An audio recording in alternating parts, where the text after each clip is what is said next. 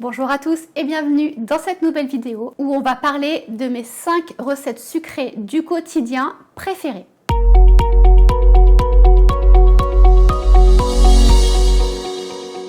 Alors ces recettes, elles sont parfaites si vous débutez avec votre Thermomix parce que ce sont des recettes classiques qu'on a l'habitude de manger même lorsqu'on ne cuisine pas. Alors je fais ces vidéos parce que lorsqu'on débute avec un Thermomix, il est parfois un petit peu compliqué de s'y retrouver parmi plus de 11 000 recettes cookies doux et je trouve ça assez intéressant de commencer avec des recettes dites classiques. Je vous invite vraiment à suivre cette vidéo avec votre application Cookido à côté pour pouvoir enregistrer les recettes au fur et à mesure et pouvoir les programmer sur votre semaine pour bien penser à les faire. Avant de débuter cette vidéo, je vous rappelle que je suis conseillère dans toute la France.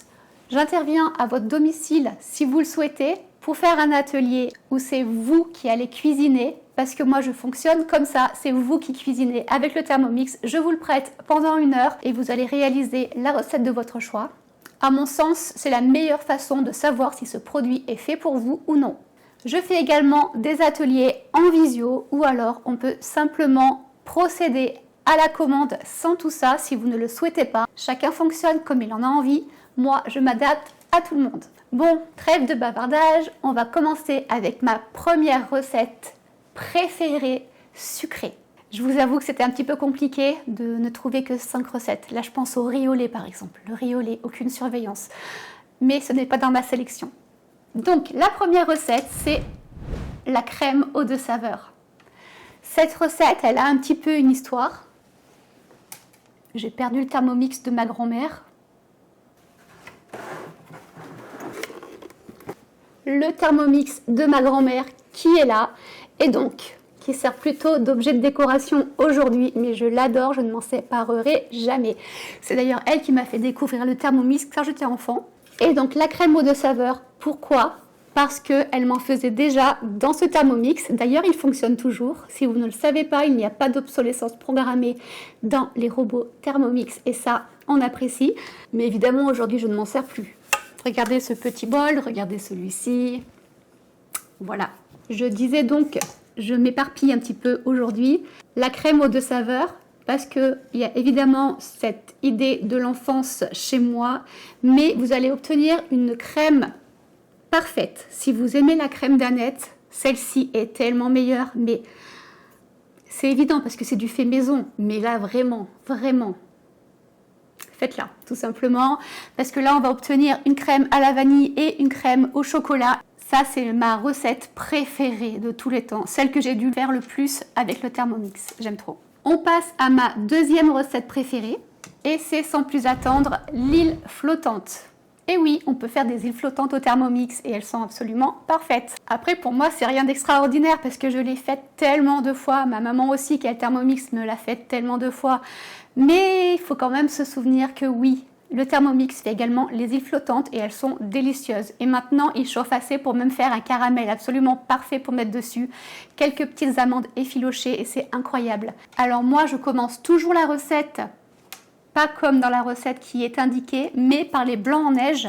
Simplement, vous appuyez sur l'étape 3 petits points, définir comme étape en cours et vous commencez par les blancs en neige. Pourquoi ? Parce que le bol est ultra propre et sec quand vous commencez et là vous allez obtenir des blancs en neige qui vont monter tout seuls, qui seront sucrés et qui vont cuire en même temps de monter et en fait vous n'aurez plus qu'à les prendre à la cuillère et à les mettre sur la crème anglaise et ils seront parfaits, fermes, délicieux. Je vais essayer d'ailleurs de vous retrouver une vidéo de quand j'ai fait ma dernière île flottante en story, en espérant la retrouver parmi toutes ces vidéos de cuisine que je vous partage. La crème anglaise également de l'île flottante dans le Thermomix est parfaite. Elle est, comment dire, parfaite. Je n'ai pas d'autres mots. Vous allez pouvoir la sucrer plus ou moins comme vous aimez, comme vous préférez. Et elle est onctueuse, elle est incroyable. Et alors servir ça en dessert dans la semaine, quand vous avez des invités, peu importe, c'est vraiment une pépite. On passe à ma troisième recette préférée, cookie doux, sucré, la bien nommée brioche de Jeanne. La brioche de Jeanne, c'est un peu Un grand classique de Cookie Dough, c'est une brioche qui fonctionne parfaitement. D'ailleurs, on n'a qu'à voir les avis, 4,7 sur plus de 3300 évaluations, sachant que ce ne sont que des évaluations de nous utilisateurs, vous comme moi, peu importe. Là, vous allez obtenir une pâte parfaite qui va lever et on va obtenir une brioche à la mie filante, moelleuse, délicieuse. Et ce que j'aime, c'est qu'on peut la faire nature, mais aussi avec des pralines, des pépites de chocolat, des noisettes, des perles de sucre, etc. en gros format, en format individuel, ou alors même 3 brioches différentes. Moi, c'est ce que j'aime beaucoup faire avec les moules Guy de Marle. Une brioche nature, une brioche avec des pépites de chocolat et une brioche avec des pralines. Comme ça, il y en a pour tous les goûts à la maison. Et vraiment, vous ne serez jamais déçus parce qu'elle est délicieuse. C'est déjà au tour de la 4e recette. Et donc, ce sera le sorbet aux fruits. Le sorbet aux fruits, donc c'est bien celle-ci qu'il faut choisir. Après, si vous avez des fraises, il existe la recette du sorbet aux fraises, mais là on va parler du sorbet aux fruits parce que on va pouvoir y mettre n'importe quel fruit, que ce soit des fruits congelés achetés en supermarché quand c'est hors saison, ou alors on est en pleine période de fraises, de framboises, vous allez pouvoir les congeler dans un sac congélation à plat et on va pouvoir faire un sorbet. J'ai l'impression de toujours dire la même chose, mais incroyable.